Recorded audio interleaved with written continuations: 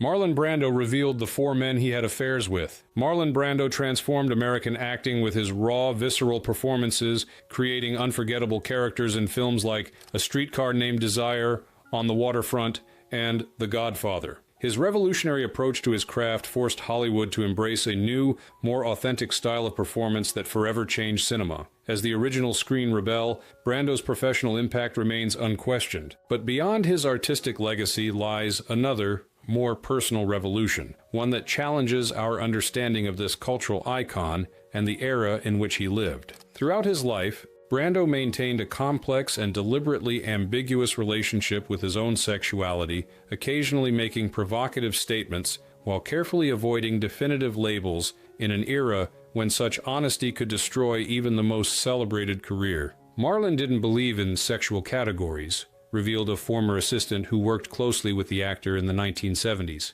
He once told me, "Desire doesn't understand gender, it just understands attraction." This wasn't some political stance. It was simply how he experienced life. In the decades since his death in 2004, the carefully maintained boundaries between Brando's public and private lives have gradually eroded, allowing a more complete picture of the man to emerge. Through revelations from those who knew him, posthumous biographies, and the occasional confirmation of long-rumored relationships, we've begun to understand the full complexity of Brando's intimate life, one that included significant connections with men as well as his more publicized relationships with women. What most people don't understand about Brando is that his sexuality was as rebellious and boundary-breaking as his acting, explained celebrity biographer Thomas Henderson. At a time when admitting same-sex attraction meant career death, Brando refused to play by those rules, even if he had to code much of his truth in ambiguous language and private behavior. Today, we explore 4 significant relationships that illuminate this hidden aspect of Brando's life. Connections ranging from confirmed affairs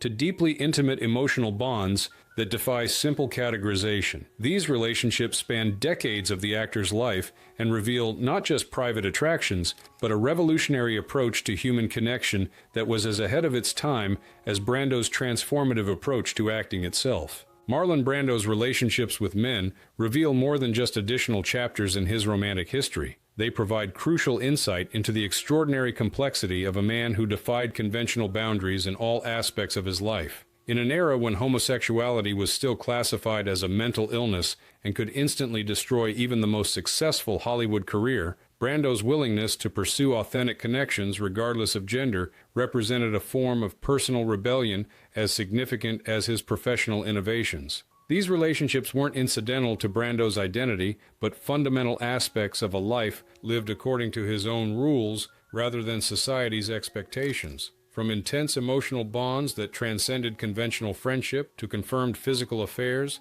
that challenged the era's rigid sexual categories, Brando's connections with men illuminate not just his personal preferences, but his lifelong rejection of artificial limitations on human experience. By exploring these relationships with the nuance they deserve, we gain a more complete understanding of an icon whose private complexity matched his public genius. No, I just thought I'd try that for a while, after 20 years. Give yourself a break. The unexpected connection, Richard Pryor. Of all the revelations about Marlon Brando's private life that have emerged since his death, perhaps none generated more public surprise than the confirmation of his brief but passionate affair with comedian Richard Pryor in the 1970s. This unexpected connection between 2 of entertainment's most boundary-breaking figures remained hidden for decades before being confirmed in 2018, not by speculation or rumor, but by someone who knew Pryor intimately. Yes, the comedian. This simple confirmation came from an unexpected source, Jennifer Lee Pryor, Richard Pryor's widow, who responded to claims about the affair with straightforward acknowledgement rather than denial or deflection. Her matter-of-fact confirmation transformed what might have been dismissed as celebrity gossip into established fact, forcing a reconsideration of both men's public personas and private realities. The revelation began with music producer Quincy Jones, who mentioned the affair almost casually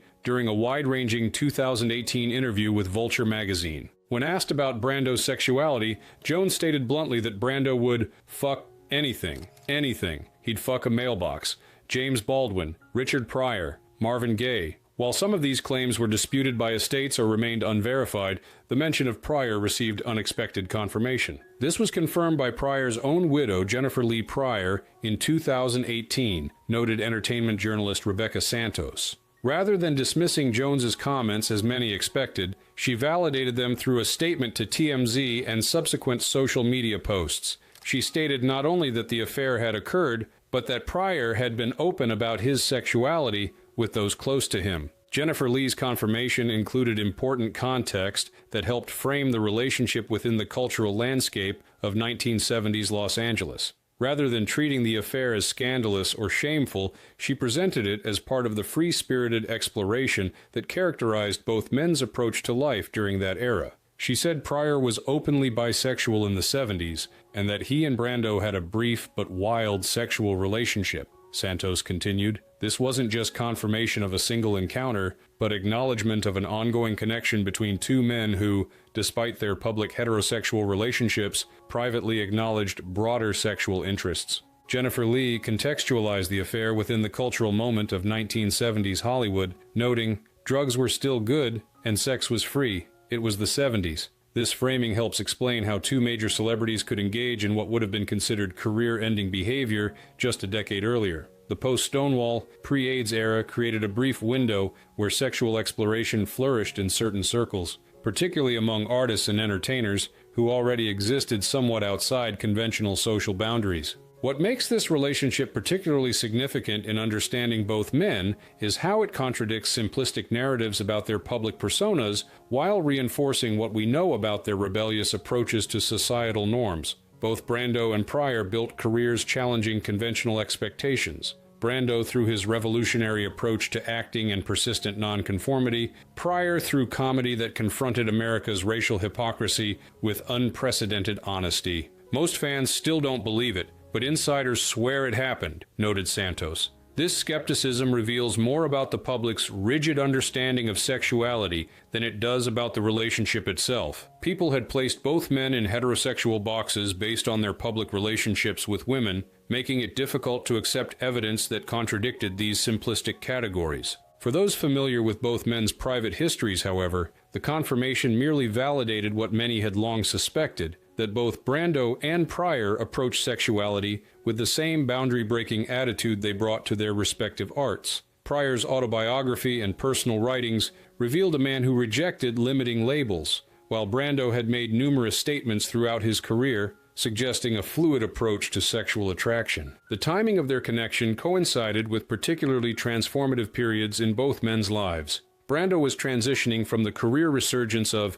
The Godfather and Last Tango in Paris toward the more eccentric later phase of his career, while Pryor was evolving from a relatively mainstream comedian into the revolutionary voice he would become with albums like That Nigger's Crazy and Bicentennial Nigger. Drugs were still good, and sex was free. It was the 70s. This simple statement captures the cultural context that made their affair possible, a moment when traditional boundaries were being questioned across American society, and particularly within the artistic communities of Los Angeles and New York. For men like Brando and Pryor, who had always chafed against societal constraints, this era offered unprecedented freedom to pursue authentic desires without the rigid categorization that previous decades had demanded. The Brando-Pryor affair, brief as it apparently was, represents more than just an unexpected celebrity connection. It illuminates how two cultural icons navigated the complex terrain of sexuality and identity during a transitional moment in American history, choosing authentic personal expression over the safety of conformity, just as they had done throughout their revolutionary careers. People say racing is dangerous, but I'll take my chances on the track. The rumored obsession, James Dean, strongly rumored, never confirmed. Few Hollywood relationships have generated more persistent speculation than the alleged connection between Marlon Brando and James Dean in the early 1950s. Though never confirmed by Brando himself and impossible to verify after Dean's untimely death in 1955, this rumored relationship has maintained an enduring place in Hollywood lore, less because of concrete evidence than because of the compelling psychological dynamic it suggests between two of cinema's most influential rebels. Their lives overlapped in the early 50s, noted film historian Margaret Collins. This was a pivotal moment in American cinema, With Brando already established as the industry's most exciting new talent following A Streetcar Named Desire, while Dean was still struggling for his breakthrough role, which would come with East of Eden in 1955. The timing created a significant power imbalance. Brando at 30 was already a transformative figure in American acting, while Dean at 24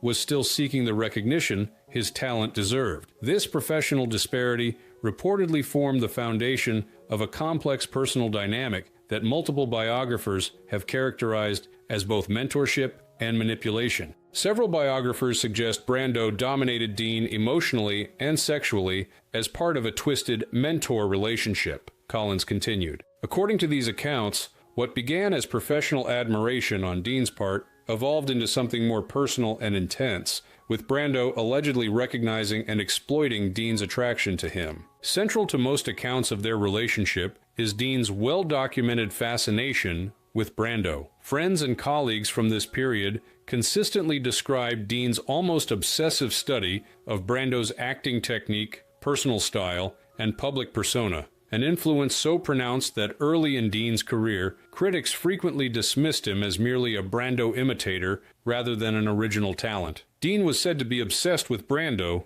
and Brando allegedly toyed with him, observed Collins. Multiple sources from this period describe Dean constantly talking about Brando, studying his performances with unusual intensity, and even adopting aspects of his speech patterns and mannerisms. What remains disputed is whether Brando reciprocated this interest in any genuine way or merely used it to exercise power over a young actor who idolized him. Among the most frequently cited sources regarding the relationship is Brando's longtime friend Carlo Fiore, who lived with Brando during this period and later wrote about witnessing interactions between the two actors. While never explicitly confirming a sexual relationship, Fiore described scenarios that suggested unusual intimacy and emotional intensity, particularly on Dean's part. He used Dean like a mirror to reflect his own chaos. This observation, attributed to a contemporary who knew both men, captures the psychological dynamic most biographers have emphasized. That whatever physical relationship may have existed, the emotional connection was characterized by narcissism on Brando's part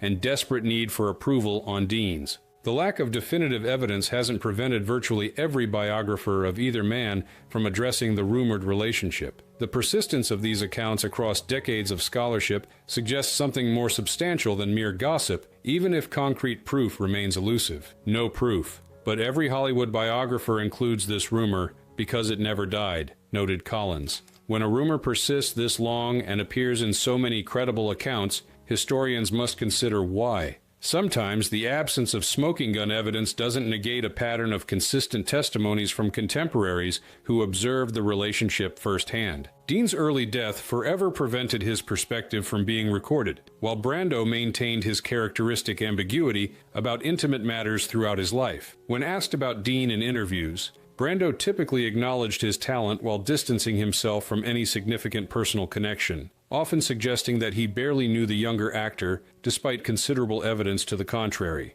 What gives this rumored relationship particular significance beyond celebrity gossip is how it illuminates the complex power dynamics of 1950s Hollywood, especially for actors navigating same-sex attraction in an era when exposure meant career death. If accounts of their relationship contain truth, it reveals not just private behavior, but the psychological burden of maintaining public personas fundamentally at odds with private desires. He used Dean like a mirror to reflect his own chaos. This observation captures the essence of what most accounts suggest about their dynamic, that whatever physical dimension may have existed, the psychological component involved Brando recognizing aspects of his own rebellious nature in Dean and alternately encouraging and rejecting this reflection based on his own emotional needs rather than any genuine concern for Dean's well-being. This pattern, if accurate, would be consistent with what we know about Brando's complicated approach to intimacy throughout his life, an ability to form intense connections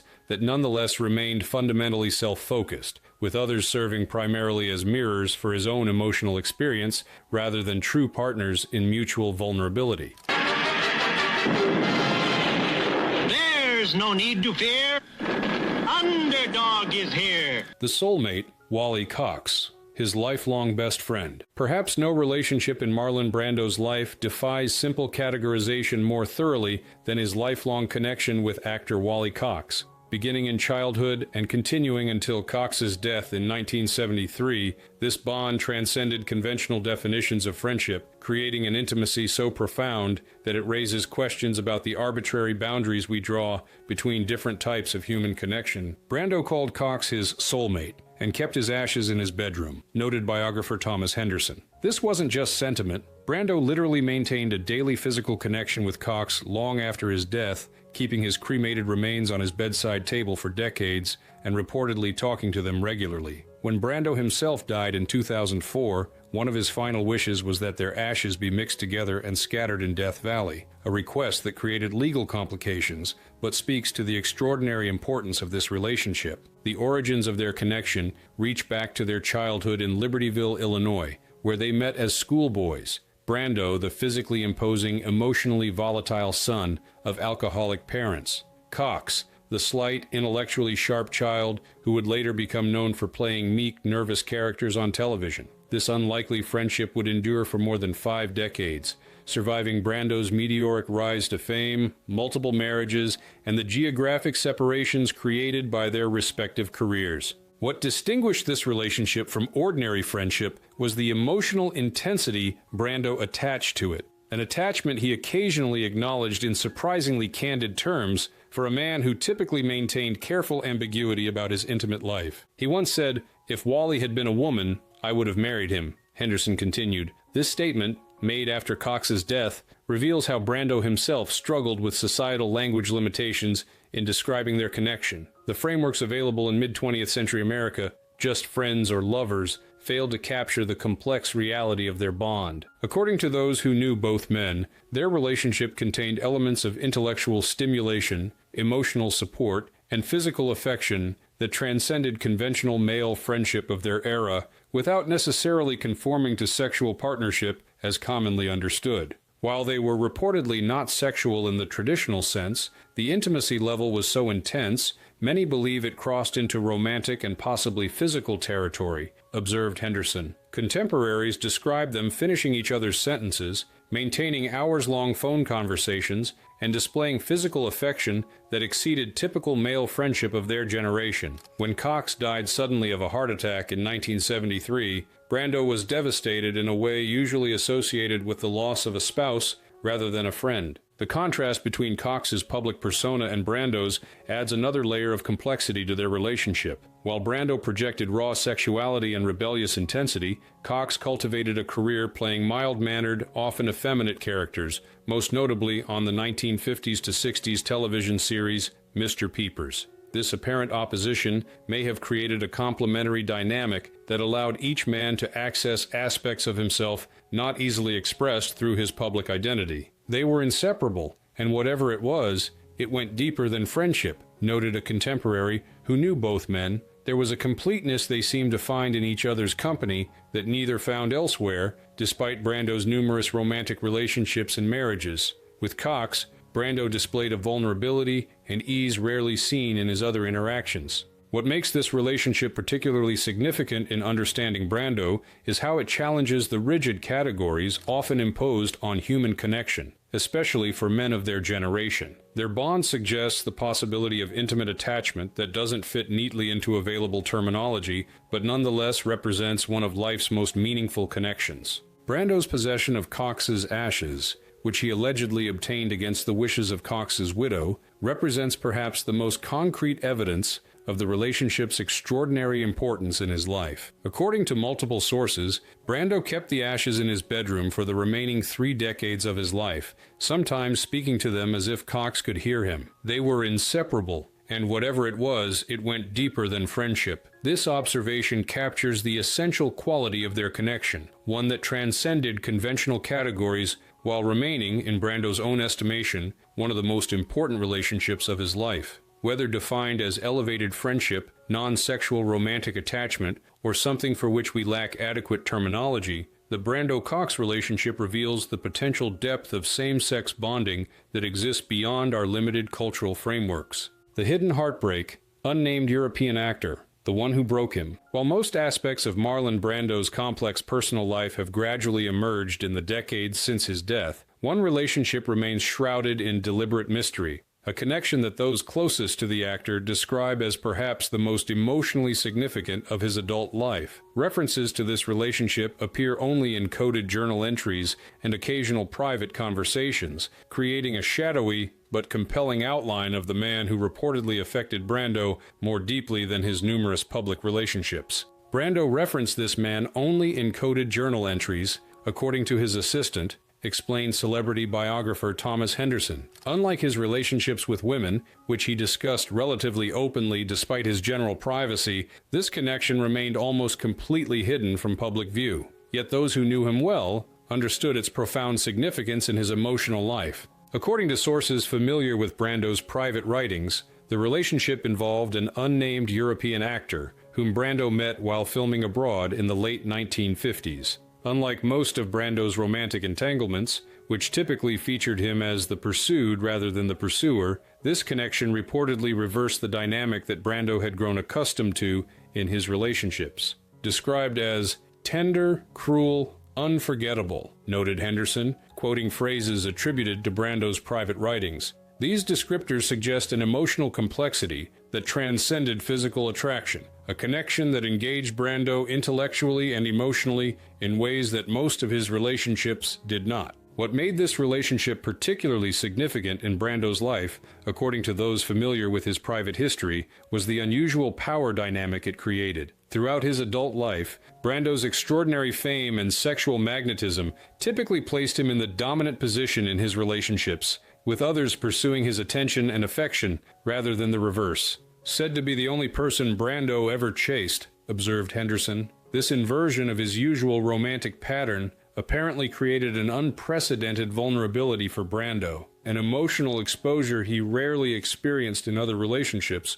where his status as the desired party provided a certain protection against rejection. The relationship reportedly ended when the European actor became involved with a woman, creating a rejection that affected Brando far more deeply than those familiar with his typically detached approach to romance would have expected. According to those close to him during this period, the experience created an emotional wound that never fully healed, influencing his approach to intimacy for decades afterward. Rumor says the man left Brando for a woman, devastating him. Henderson continued, this abandonment reportedly triggered profound feelings of inadequacy and rejection that contradicted Brando's public image as the ultimate object of desire. The inability to sustain this particular relationship, despite his extraordinary attractiveness and fame, created a narcissistic injury that reverberated throughout his subsequent life. The timing of this relationship coincides with a noticeable shift in Brando's public behavior and professional choices,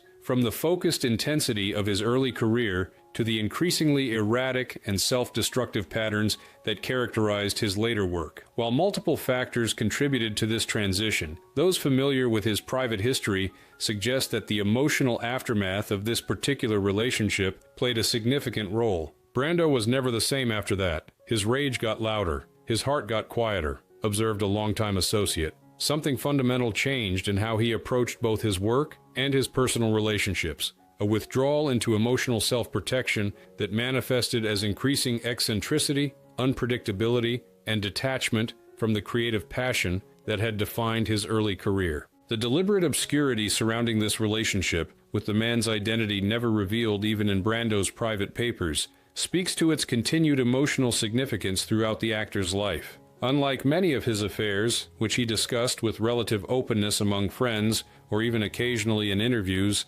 this connection remained carefully guarded, a private wound too tender to expose to public scrutiny. Brando was never the same after that. His rage got louder. His heart got quieter. This observation captures the essential impact of the relationship, not just a romantic disappointment, but a transformative emotional experience that altered Brando's fundamental approach to vulnerability and connection. The man who had revolutionized acting through emotional authenticity reportedly retreated from his own emotional truth after this rejection, creating the increasingly eccentric and deliberately provocative public persona that characterized his later decades. What makes this hidden relationship particularly significant in understanding Brando is how it contradicts the common perception of him as emotionally detached or incapable of genuine vulnerability. Despite his reputation for treating relationships casually, this experience suggests a capacity for profound emotional investment that he deliberately concealed beneath layers of provocative behavior and studied indifference, protecting himself from further rejection by preemptively rejecting authentic connection. Marlon Brando's relationships with men reveal dimensions of his character that complement rather than contradict what we know about this complex cultural icon. Throughout his life, Brando maintained a fundamental consistency, rejecting artificial boundaries, challenging conventional expectations, and insisting on authentic experience regardless of social taboos or industry pressures. The same revolutionary spirit that transformed American acting through raw emotional truth guided his approach to human connection, creating a personal life as boundary-breaking as his professional innovations. What emerges from examining these relationships is not a hidden identity, but a more complete picture of a man who refused simplistic categorization in all aspects of his existence. Brando didn't merely accept occasional same-sex attractions as exceptions to an otherwise conventional sexuality. He rejected the entire framework that separated human connections into rigid categories, pursuing relationships based on personal resonance rather than societal approval. This approach placed Brando decades ahead of contemporary understanding of sexual fluidity and relationship diversity. Long before modern discussions of the spectrum of human sexuality, Brando lived according to his own internal compass, forming connections that ranged from passionate physical affairs to emotional bonds that transcended conventional definitions of friendship or romance. His famous statement that homosexuality is so much in fashion it no longer makes news wasn't mere provocation, but a reflection of his genuine perspective on the arbitrary nature of sexual categories. Perhaps most significantly, these relationships illuminate why Brando remains such a compelling and enigmatic figure long after his death. The same authenticity that made his performances revolutionary informed his personal life, creating a rare congruence between artistic expression and lived experience. While many actors maintained rigid separation between their public personas